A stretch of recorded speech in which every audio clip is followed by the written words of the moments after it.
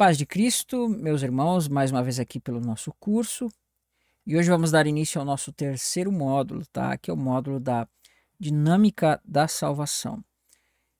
A apostila que vai ser utilizada nesse estudo vai estar aqui na descrição do primeiro vídeo, tá? Então baixe e acompanhe as aulas para você ter um entendimento maior sobre esse assunto, tá bom? Vai estar aqui na descrição, basta apenas você fazer o download, você pode imprimir e pode estudar na sua residência de forma impressa, tá? Irmãos, esse módulo é um módulo muito importante onde nós vamos tratar da questão da salvação. Amém? Então, esses primeiros módulos, os 4, 5 primeiros módulos, eles são módulos mais básicos. E ali pelo sexto ou sétimo módulo, nós vamos começar a dar início àquelas questões mais proféticas, mais profundas da palavra de Deus. Então, até o módulo 6, mais ou menos, nós vamos tratar de coisas mais básicas, tá? Ali a partir do módulo 7, mais ou menos, a gente vai começar a aprofundar um pouco mais os nossos conhecimentos daquelas coisas mais proféticas, daquelas coisas que já não são consideradas como leite na palavra, tá? Então, é importante que você veja até o módulo 6 algumas coisas importantes que nós vamos ver. Na verdade, até o módulo 5, para ser mais exato. Amém? Então, hoje, irmãos, nós vamos tratar da dinâmica da salvação, né? O trabalho que Deus faz em relação à salvação, o que ele nos mostra nesse assunto, o que você precisa saber sobre a salvação, tá? Então, essa daqui é a nossa apostila, né? Sobre a dinâmica da salvação. Vamos avançar um slide. E aqui nós vamos ter, né, a nossa primeira aula desse módulo, que seria o que seria a salvação, né? Que a pergunta é: o que seria a salvação? O que é a salvação? Você já se perguntou sobre isso? Muitas vezes nós falamos sobre salvação, nós falamos sobre essa questão de levarmos o evangelho para as pessoas serem salvas, mas nós não temos um entendimento claro acerca do que realmente é salvação, não é mesmo? Existe um erro muito comum, irmãos, que as igrejas cometem em relação ao evangelismo, né? Não que esteja errado evangelizar, não é isso. Mas que eu vejo que é esquecido de dar a ênfase exata. Por que é necessário, não é mesmo, a evangelização? Por que essas pessoas precisam aceitar o evangelho? Hoje, a pregação do evangelho é aquela pregação assim, né? Você pode usar isso, não tem problema. Mas não ficar só nisso. Que eles diziam assim: olha, Jesus, ele te ama e tem um plano para você, né? É claro que é muito mais fácil para as pessoas aceitarem uma pregação dessa forma do que realmente quando você trata daquilo que realmente a Bíblia fala, né? Irmãos, nós vamos ver que a pregação que os apóstolos, que os discípulos faziam, que João Batista e o próprio Cristo fazia, era uma pregação de arrependimento, né? Arrependai-vos, que é chegado o reino de Deus, para que sejam perdoados os vossos pecados, né? Então, o evangelho ele é pregado para que as pessoas sejam salvas. Paulo vai dizer que o evangelho é o poder de Deus para a salvação de todo homem, tá? Então, a salvação ela vai vir através da pregação, e a pregação vai dar o quê? Vai gerar a fé, e a fé vai gerar a salvação no homem, tá? Então, o que é a salvação? Essa é a pergunta. Vamos avançar um slide aqui, né, e tentarmos entender. Está escrito assim na apostila, tá? O que é salvação? A salvação é um dos conceitos centrais do cristianismo, com implicações profundas para a fé e a vida dos cristãos. Para compreendê-la em sua plenitude, é necessário analisarmos suas diversas nuances à luz da Bíblia e da tradição teológica, né? Então, no Antigo Testamento, irmãos, não havia esse conceito claro de salvação, né? Mas quando Cristo se manifesta, quando Paulo se manifesta, vai ficar manifesto que Deus ele tem um juízo. Irmãos, tudo que nós fazemos nessa vida, um dia nós prestaremos conta. Perfeito? Um dia nós prestaremos contas com Deus daquilo que fizemos. Então, Cristo é a centralidade da Bíblia. E Cristo sendo a centralidade da Bíblia, Deus vai utilizar do seu Filho para trazer o quê? Né? Para cumprir os seus propósitos. Por que eu estou dizendo isso? Porque quando nós olhamos para Gênesis, Nós vamos ver que o homem, né, ele foi feito à imagem e semelhança de Deus. E quando o homem ele cai no pecado, né? Quando ele cai no pecado, nós vamos ver que vai vir a condenação, vai vir um juízo sobre todos os homens, tá? Então todos os homens, irmãos, eles estão debaixo do pecado, porque quando o homem peca, agora o homem vai ficar debaixo, né, desse pecado que vai ser colocado nele, e esse pecado vai sendo colocado de pessoa para pessoa, de homem para homem, né? Os homens vão passar o pecado, né, de um para o outro. Então, quando você tem filhos, o pecado que está em você vai ser passado, né, que está na sua carne, vai ser passado para o seu filho. E a mensagem, né, do cristianismo, do evangelho, é que as pessoas agora podem ser perdoadas do seu pecado, e se elas forem perdoadas do seu pecado, nós vamos ver que lá diante do tribunal de Deus, elas vão receber o que? A absolvição. Né? Então, todos os homens um dia vão passar pelo juízo. E se você não estiver salvo, vamos dizer assim, você vai ser condenado, tá? E a condenação trata-se da morte eterna. E o que é a morte eterna, irmãos? Todos nós um dia iremos morrer. Nós passaremos pela primeira morte, perfeito? Iremos morrer e passaremos pela primeira morte. E um dia todos nós seremos ressuscitados, e aqueles que forem ressuscitados, que andaram segundo o conhecimento, segundo a fé, segundo a obediência, estes serão salvos e receberão a herança do Senhor. Eles serão, né, absolvidos, eles serão tidos como justos no julgamento de Deus. Porém, aqueles que não creem, aqueles que não obedecem, serão tidos como culpados. E esses ressuscitarão, não é mesmo, para agora serem lançados na segunda morte. A primeira morte é essa que nós estamos agora, né, que nós morremos, e aí nós agora ficaremos ali nesse momento de, né, que a Bíblia mostra que é como se o homem estivesse dormindo. Não que ele esteja dormindo, porque eu entendo que existe consciência, mas, né, é como se o homem agora estivesse nesse estado onde o seu corpo não tem consciência, vamos dizer assim. Mas um dia ele vai ressuscitar e esse seu corpo na carne vai ser agora lançado no lago de fogo, tá? Então a salvação, ela é justamente para livrar o homem dessa condenação. É claro que existe muito mais outras coisas que implicam aí na salvação, mas o geral e o essencial é que nós temos que entender é que a salvação é você ser tido por justo no julgamento de Deus através da justiça de Cristo. Deus vai nos ter como pessoas justificadas em Cristo, tá? Então, basicamente, esse é o essencial do Evangelho. Então, diz assim, né, como nós vimos, que o tópico 1 diz assim: a Bíblia apresenta a humanidade como necessitada de salvação. O pecado, entendido como a transgressão da lei, tá? Isso aqui, irmãos, é muito importante que você entenda, porque as pessoas não sabem o que é pecado. Elas não têm muita noção do que é pecado, mas o pecado, né, o básico do pecado é o que? É a transgressão da lei. Quando Adão e Eva foram criados, Deus deu uma lei para eles: olha, vocês não podem comer do fruto do conhecimento do bem e do mal. E eles foram lá e comeram daquele fruto do conhecimento do bem e do mal. Você percebe que eles quebraram o mandamento, a lei de Deus?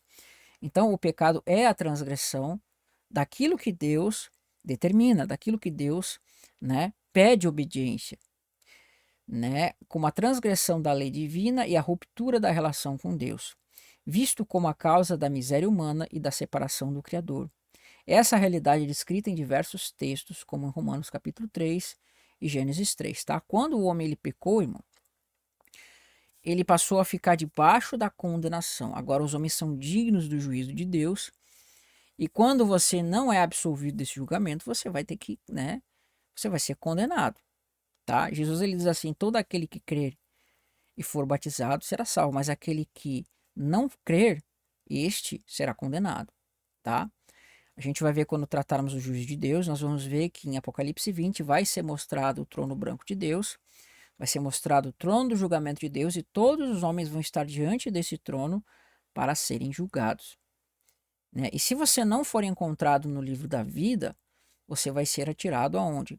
No lago de fogo, que é a condenação eterna, e pelo que nós vemos na Bíblia, ela trata de um tormento, não é mesmo? De um castigo eterno onde os ímpios eles vão perecer nesse tormento pela eternidade, tá? Os ímpios vão perecer nesse tormento pela eternidade, por isso que vem a necessidade da salvação, né? E continuando o texto, nós vamos ter aqui, né? E a ruptura da relação com Deus. Então, no princípio, o homem, ele não tinha separação de Deus, né? Adão e Eva estavam no jardim e Deus, não é mesmo? Tinha essa ligação com o homem não estava separado de Deus. E aí, devido à desobediência, devido ao pecado, agora o homem vai ser lançado para fora do jardim do Éden, ele vai perder o direito à árvore da vida, vai ser lançado para fora do paraíso, e agora vai haver uma separação de Deus para com o homem. Agora, Deus, né? O homem já não pode mais enxergar a Deus. E agora o homem está afastado de Deus. Em Isaías vai dizer que aquilo que nos separa de Deus, né, é o pecado, porque ele diz, né, os vossos pecados são a causa da separação entre mim e vós. Então, se nós cometemos pecado, Deus ele se afasta da gente. E quando nós não éramos convertidos, tá? Quando nós não críamos em Cristo, nós estávamos debaixo do pecado. Então, nós recebemos agora a Cristo, somos perdoados do nosso pecado e sendo justificados agora. Deus já não está mais afastado de nós. É claro que existem momentos, né? Existem etapas. A primeira etapa é você livrar a sua mente, a sua consciência, ter uma consciência renovada em Cristo. E agora Deus ele habita em você em espírito, mas, né, a sua carne ela ainda está debaixo do pecado. Então a gente vai no decorrer dos vídeos entender isso. É visto como a causa da miséria humana e a separação do Criador. Essa é a realidade descrita em diversos textos, como em Romanos capítulo 3, verso 23, tá? Vamos avançar um pouquinho, né? Porque diz assim na apostila. A salvação, né? A natureza da salvação, tá? Você pode anotar isso também. A salvação no cristianismo não se resume apenas à libertação do pecado e suas consequências. Ela é um processo multifacetado que envolve a reconciliação com Deus, tá? É como se nós fôssemos inimigos de Deus, né? Nós tínhamos antes da nossa conversão obras que causavam inimizade, obras que nos afastavam de Deus, que ofendiam a Deus. É como se constantemente nós praticássemos coisas que ofendem ao Criador, tá? Através da morte e ressurreição de Jesus Cristo, a humanidade é reconciliada com Deus, né? Quando fala que humanidade é aqueles que creem, tá? Os homens que creem são reconciliados com Deus. Então, daí é que vem a expressão religião, né? Que vem de religare, que significa a religação, religar o homem ao seu Criador, tá? Essa é a definição mais plena de religião, é a ligação do homem com o seu Criador, né? Se ligar a Deus novamente. Né? O pecado é perdoado e a relação com o Criador é restaurada. Isso vai estar em 2 Coríntios, capítulo 5, verso 19, e Efésios, capítulo 2, do verso 8 ao verso 9. E um outro processo que nós vamos ter na salvação é a transformação interior. A salvação opera uma transformação no interior do indivíduo, concedendo-lhe o dom do Espírito Santo e a capacidade de ver uma vida em santidade e em justiça, tá? Vou falar um pouquinho sobre isso aqui. Nós vamos ter uma aula específica sobre o Espírito Santo, mas eu vou falar um pouquinho sobre isso aqui agora, né? E de viver uma vida em santidade e em justiça. Isso vai estar em Romanos capítulo 12, verso 2. E por fim, né, é a relação da vida eterna. A salvação culmina na promessa da vida eterna e a comunhão eterna com Deus após a morte física, tá? 2 pontos aqui, vamos falar um pouquinho sobre a vida eterna e sobre o dom do Espírito Santo. Né? Irmãos, como eu falei, todos nós estávamos afastados de Deus, perfeito? Por causa do pecado. E quando você se converte, né? O primeiro ponto que nós vamos ver aqui é a reconciliação, que eu falei agora há pouco. Nós estávamos separados e agora estamos reconciliados com Deus. Mas o segundo ponto é que Deus ele passa a nos transformar de dentro para fora, né? Os fariseus chegaram para Jesus e falaram diversas hipocrisias, né? E Jesus ele diz assim: olha, vocês são hipócritas porque vocês querem limpar o exterior. E ele diz: por que vocês não limpam o interior primeiro, para que depois o exterior também se limpe, né? Eles limpavam ali no contexto o exterior dos copos, das jarras, e esqueciam de dentro, tá? Mas quando você é salvo, o que vai acontecer? Você vai receber o Espírito Santo. O sangue de Cristo ele vai ser, né, derramado na sua mente e o Espírito Santo vai ser introduzido dentro de você e isso vai fazer uma mudança, uma transformação eterna, ao ponto que aquilo que era pecado que você praticava, agora o Espírito Santo ele vai fazer com que você, não é mesmo? Não queira mais praticar aquelas coisas que são pecaminosas, né? Nós adulterávamos, nós roubávamos, nós mentíamos, nós matávamos. O Espírito Santo que vai estar em você, ele vai transformar a sua mente para que você agora passe a ter a mente de Cristo, ou seja, você vai ver, você vai ouvir, você vai andar conforme Cristo quer. Né? Você não vai mais ver o mundo do jeito que você via antes, você vai ver com a sua mente renovada. Tá? Então, o Espírito Santo que habita em você, ele vai transformar você para que você tenha prazer nas coisas de Deus e você tenha horror às coisas do mundo. Tá? Então, essa é a transformação interior que o Espírito Santo vai fazer na sua vida. Né? Então, isso tem a ver com o dom do Espírito Santo. E o Espírito Santo ele vai te dar uma série de características, né? E essas características vão ser o que? A paz, a bondade, a longanimidade, né? A tranquilidade, mansidão, etc, etc. Ele vai colocar frutos de Deus em você, tá? Por quê? Porque esses frutos ruins que as pessoas cometem, pecados, injustiças, isso não vem de Deus, isso vem do diabo. Né? Ele age em nós através da carne, mas Deus agora ele vai, por meio do Espírito Santo que está em você, vai mortificar essa carne e dia a dia você vai tirando o pecado da sua vida, tá? E por fim, irmãos, depois de tudo isso, né, você agora vai ser santificado, justificado, etc. Você, né, vai chegar no processo de vida eterna. Se bem que eu não falei de santificação, tá? Falei por outras palavras, mas o que é santificação? Santificação é você se livrar de tudo aquilo que, né, afasta Deus. Então, a palavra santificar, ela significa separar-se, vem de kadosh, né? No hebraico significa separação. Deus é o mais separado de todos, ele é separado de tudo aquilo que é mal, tudo aquilo que é maligno. Assim também você, quando você se santifica, você vai se afastar, você vai se livrar, você vai se esquivar de tudo aquilo que é ruim, tá? Quando a gente for tratar sobre testemunho, eu vou falar mais abertamente sobre santidade. E por fim, você vai receber a vida eterna. E o que é a vida eterna, irmãos? Irmãos, nós temos essa vida aqui e agora, tá? Essa vida que nós vivemos agora e um dia nós vamos morrer. Mas quando Jesus voltar, ele vai ressuscitar você e você vai receber um corpo transformado. E esse corpo não sofre doenças, esse corpo não tem, não é mesmo, fadigas, esse corpo, enfim, tem uma série de características que são diferentes desse corpo que morre, que envelhece, que peca, que faz uma série de coisas, né? E esse corpo que nós temos aqui, pelo fato de ele envelhecer e adoecer, ele morre.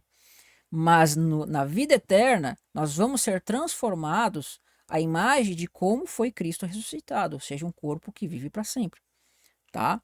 É um corpo que vai viver para sempre, né? E por isso que agora nós recebemos todas essas características, todas essas características que o Espírito Santo vai dar para nós, para que nós possamos lutar contra o pecado e afastar a morte da nossa vida. E por fim, vamos receber a vida eterna, tá? Só vai receber a vida eterna quem crê em Cristo. Quem não crer em Cristo recebe o quê? A morte eterna. Uns vão ressuscitar para a vida eterna, outros vão ressuscitar para a morte eterna. Aqueles que obedecem ao Senhor vão ressuscitar, né, para a vida eterna e neste corpo glorificado vão viver eternamente com Deus. Mas aqueles que desobedecem e não creem, eles vão ressuscitar num corpo, vamos dizer assim, não eterno, mas num corpo indestrutível que vai ser lançado no lago de fogo. E esse corpo que vai ser lançado no lago de fogo vai ficar ali no tormento eterno para sempre, tá? Porém, aqueles que obedecem vão viver a vida eterna para sempre. Então vamos avançar mais um pouquinho no nosso slide aqui, né, para nós entendermos, tá? Deixa eu só ver se eu estou no slide certo. Slide 5, vamos avançar aqui, tá bom? Então, no slide vai dizer, a obra de Cristo na salvação. A salvação é um dom de Deus concedido à humanidade por meio da obra redentora de Jesus. Cristo, sua morte sacrificial na cruz, expiou os pecados da humanidade, abrindo o caminho para a reconciliação com Deus. Tá? O que ele está dizendo aqui? Irmãos, o homem não pode se salvar a si mesmo. O homem não pode se salvar a si mesmo. Porque todos os homens, eles pecam. E quando você peca, irmãos, infelizmente, o caminho disso é a morte. E Cristo foi o único homem que veio até esse mundo E ele venceu o pecado. Os homens, qualquer homem que você, o mais santo que você vai ver na Bíblia, ele peca, né? Ele não tem condição de salvar-se a si mesmo. Ele vai pecar. Então, quando Cristo vem, olha que interessante, lá no começo, né? Nós vamos ver que é como se o diabo, quando o homem cai, ele recebe autoridade sobre esse mundo e o homem passa a estar debaixo da morte e debaixo do pecado. Então, todos os homens morrem, por quê? Quando nós tratarmos sobre a relação do lugar dos mortos, do Sheol, o inferno, essas coisas, eu vou mostrar o porquê disso, tá? Mas nós temos que entender que quando o homem ele peca, a morte vai ser domínio sobre a sua vida, né? Porque o pecado, não é mesmo, faz com que o homem morra. Então, quando você morre, se você morre em pecado, a morte, né, o Sheol, o inferno, o Hades, ele tem domínio sobre a sua vida. E aí, quando você morre, é como se as portas do inferno se abrissem. E quando essas portas do inferno se abrem, você vai ser retido na morte, porque você não tem autoridade contra a morte, porque a morte ela tem autoridade sobre a sua vida, ela tem autoridade sobre você, porque ela vai ver que você está em pecado, ok? Então imagina assim, irmãos, quando você é preso, a justiça vai vir na sua casa tomar você, por quê? Porque você cometeu um crime. Então a justiça ela tem autoridade sobre a sua vida. E agora você vai ser trancafiado dentro do cárcere. Assim também quando você peca, é como se a morte ela fosse uma autoridade legal que vem cobrar o seu ato, o seu crime. E aí você vai ser preso. É mais ou menos isso para você entender.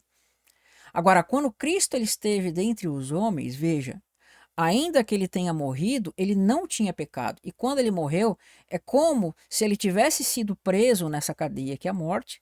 Porém, irmãos, quando a morte foi ver que Cristo não tinha pecado, ela não tinha autoridade nenhuma sobre ele. E pelo fato dela não ter autoridade nenhuma sobre ele, as portas da morte se abriram. Então vamos imaginar, irmãos, como uma pessoa que não cometeu nenhum crime, né? Mas ela foi presa injustamente. E quando foi comprovado que essa pessoa não cometeu crime nenhum, né, a cadeia, a prisão foi obrigada a libertar essa pessoa do seu cárcere. Por quê? Porque a justiça não tinha autoridade nenhuma sobre ela. Assim também a morte não teve autoridade nenhuma sobre Cristo, e as portas do Hades, as portas do Sheol se abriram. E quando ele saiu, irmãos, agora ele ressuscitou glorificado. Ele vai ressuscitar não como o primeiro Adão, mas como o segundo Adão, né, que já tem o seu corpo transformado, tá? E nós também, quando cremos em Cristo, nós fomos justificados do nosso pecado. Nós fomos justificados da nossa transgressão que nós nascemos. Cristo, por meio dele, nos justificou, né? Cristo se fez um conosco, então se ele não pecou, se todos os nossos pecados caíram sobre ele, nós fomos perdoados e agora a morte também não vai ter autoridade sobre nós e nós seremos tirados da morte, tá? Nós seremos tirados da morte. A gente vai tratar mais sobre isso no vídeo sobre inferno e Hades. Perfeito? Cristo ele vai vencer a morte, né, irmãos? E quando ele vence a morte agora, todos aqueles que estão nele, a morte não terá mais autoridade. E no momento da vinda de Cristo, que é o arrebatamento, todos esses que creram e foram salvos serão tirados da morte, serão arrebatados para estarem com o Senhor Jesus Cristo. Perfeito? Então, porque também Cristo padeceu uma vez pelos pecados, o justo pelos injustos, para levar-nos a Deus, mortificando na verdade a carne, mas vivificando pelo Espírito, né? Nós mortificamos a nossa carne agora, lutando contra o pecado, mas estamos vivos, não é mesmo? Por meio da justiça de Cristo. E no slide 6 diz assim: a aproximação da salvação. A salvação é acessível a todos os que creem em Jesus Cristo e o aceitam como Senhor e Salvador. O arrependimento dos pecados é a fé e a fé em Cristo são requisitos essenciais para recebê-lo, tá? Vamos ver esses dois pontos aqui, deixa eu marcar aqui para você poder entender melhor. O arrependimento, né? Deixa eu botar um símbolo diferente um pouquinho, quadradinho que é mais fácil, né? O arrependimento dos pecados e a fé, tá? Vamos entender esses dois pontos aqui, são pontos essenciais da salvação, arrependimento de pecados e a fé, né? Então, aqui embaixo vai dizer o seguinte: e disse-lhe Jesus: eu sou o caminho, a verdade e a vida. Ninguém vai ao Pai ou vem ao Pai senão por mim, tá? O que é o arrependimento, irmãos?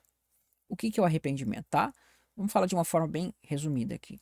Quando a gente lê, não tem muita noção das coisas bíblicas, a gente não tem muita noção dos termos bíblicos, a gente vai acostumar a entender que arrependimento significa aquele remorso, né? Então, uma pessoa leiga, ela vai ler essa palavra arrependimento, eu estou arrependido, ela vai talvez pensar como se for um remorso, né? Você foi lá, fez uma coisa errada, você ficou com remorso, né?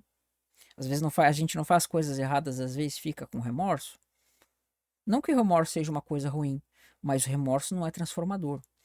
E esse arrependimento aqui, irmãos, né, no grego é a expressão metanoia e no hebraico é a expressão tshuva, que significa retornar.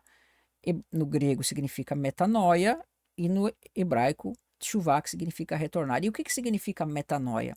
Significa a transformação da sua mente. Transformar a sua mente. Então, quando Jesus ele falava arrependei-vos, pois o reino está próximo, não era necessariamente você ter um remorso, mas era você transformar, né? Você se transformar, né? Você ter uma mente renovada. E quando você soma com a expressão hebraica de chuva, toda vez que você vai ver a expressão arrependimento no Antigo Testamento é tshuva. E toda vez que você vê a expressão arrependimento no grego é metanoia. Mas se você somar as duas, você vai ver que Deus está mandando você transformar a sua mente para retornar a Ele. Então você precisa transformar a sua mente. Transformar em que sentido? Transformar no sentido de você parar de ser, parar de pensar, parar de andar, parar de ver o mundo como, né, o Adão caído que vê segundo o pecado. Mas você transformando a sua mente, agora você vai ver o mundo segundo Adão do céu, que é Cristo, tá? Né? O essencial que eu quero dizer é que você agora vai ter a sua mente transformada e você vai ter literalmente que a palavra fala nojo daquilo que é pecaminoso e prazer naquilo que é da vontade de Deus. Vou dar um exemplo para você. Quando você não era convertido e você via uma pessoa bonita na rua, você via um homem, você via uma mulher bonita, você vai olhar para aquela pessoa e você vai cobiçar ela, não é mesmo? Você vai cobiçar aquilo. Porém, Jesus fala, né, que quando nós olhamos para uma pessoa com olhos indignos, quando nós cobiçamos uma pessoa com os nossos olhos e nutrimos pensamentos ruins, pensamentos, não é mesmo, pornográficos ou coisas assim, nós estamos adulterando com aquela pessoa pelos nossos próprios, não é mesmo? Nós estamos adulterando com a nossa própria mente, tá? Então, o homem do mundo, ele olha, não é mesmo? Ele olha para as pessoas de uma forma cobiçosa, mas o homem que tem a mente renovada, veja, é como se a sua mente pecaminosa fosse tirada, fosse colocado outra mente no seu cérebro, na sua mente, no seu ser, né? E essa pessoa nova, essa mente nova que você recebe, vamos dizer assim, ela agora não vai mais olhar de forma cobiçosa para as mulheres ou para os homens, ela vai olhar para aquela pessoa e quando ela vê que vai cobiçar, ela vai se afastar, ela vai ter horror a isso. Ela vai ter prazer em se afastar disso, e não vai, ela vai desviar o olhar. Por quê? Porque o Espírito Santo vai fazer você não ter mais prazer naquilo que você tinha. A Bíblia fala que Jó era um homem justo que se desviava do mal. Então você vai agora se desviar do mal. A sua mente não vai mais ter prazer em fazer essas coisas. E aí você vai ter que se acostumar a ser, né, visto de forma diferente pelo mundo. Por quê? Imagina que você está trabalhando, você tem um emprego, você é um homem, e nesse seu trabalho tem diversos homens que ficam vendo ali pornografia, e para eles isso é uma coisa maravilhosa, né? E ficam mandando aquelas mensagens, vídeos de pornografia. E quando você se afastar disso, irmãos, eles vão achar estranho. Mas como assim? Como assim, não é mesmo? Essa pessoa não fica vendo esses vídeos com a gente.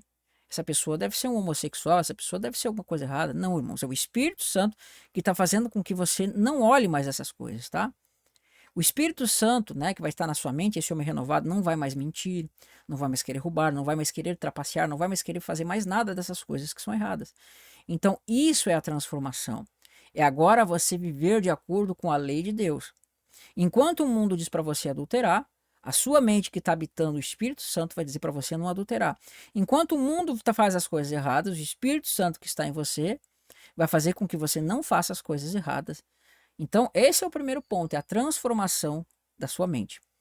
Porém, irmãos, um outro ponto importante que vai estar aqui no slide é justamente o que? A fé. Tá? Vamos tentar entender isso daqui. A fé, irmãos, é uma coisa muito importante, é uma característica de você crer, né? Vamos colocar que é como se fosse diferente de acreditar. Essa fé aqui, irmãos, não é fé em qualquer coisa. Sabe, tenha fé que vai dar tudo certo, né? Aquela fé que é um sentido de pensamento positivo. Então você quer fazer um concurso público, você quer fazer uma faculdade, eu tenho fé que eu vou passar, então eu tenho fé, pensamento positivo, eu vou passar. Não, não é isso, irmãos. A fé aqui que fala é a fé que você crê naquilo que Deus fala. E Deus fala aqui, irmãos, que o seu filho morreu por nós e ressuscitou pelos nossos pecados. Então, quando você crer nisso, quando você crer que Jesus ele morreu e ressuscitou, você vai ser salvo. Esse é o primeiro ponto. Você precisa crer e crendo você vai se arrepender, vai se transformar e agora você vai ser salvo. Mas vamos tentar entender uma coisa aqui, irmãos. A Bíblia fala que a fé, né, é a certeza da expectativa das coisas que nós esperamos. A fé que Deus fala, irmão, é uma fé que você crê que já aconteceu. É uma fé que faz com que você observe coisas que você não vê. Então, Deus ele fala assim, irmãos, que nós precisamos crer que o seu filho morreu e ressuscitou, né? Que nós devemos crer que Jesus morreu e ressuscitou. Mas nós não vemos isso. Porém, irmãos, a fé que nós recebemos é uma fé tão forte, no sentido de que pela fé nós vemos Cristo morrendo e ressuscitamos, porque para nós isso é uma coisa totalmente concebível na nossa mente.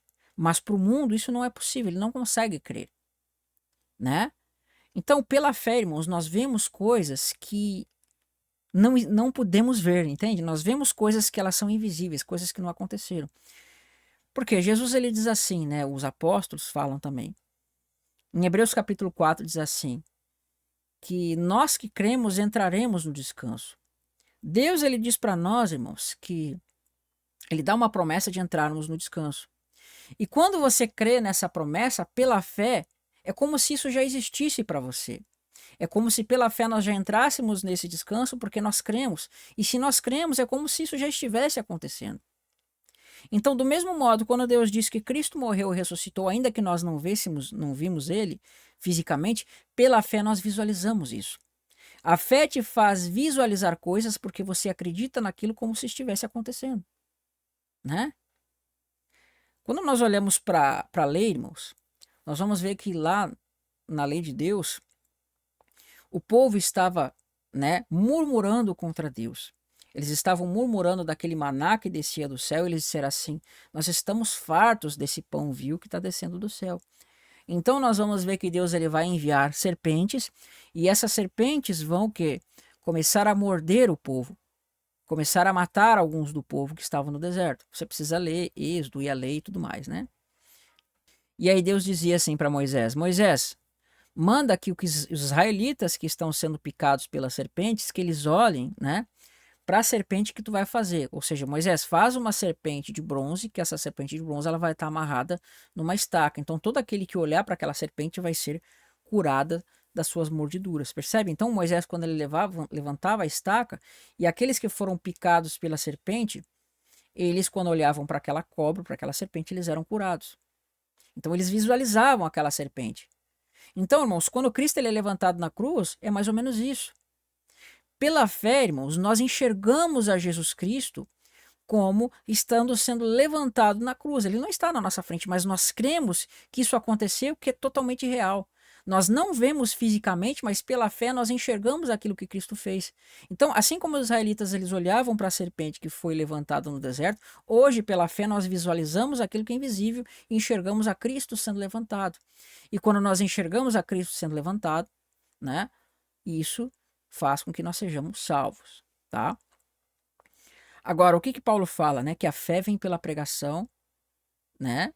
Vem pelo ouvir e ouvir pela pregação. Eu quero que você entenda uma coisa, irmãos. O nosso homem físico, ele se alimenta pela boca, tá? Mas o nosso homem espiritual, ele se alimenta pelos ouvidos. Quando você escuta a palavra de Deus, o evangelho, e você crê, esse evangelho vai entrar dentro de você e agora vai fazer morada, né? Porque, irmãos, tudo aquilo que nós escutamos no mundo passa a ser parte do nosso ser.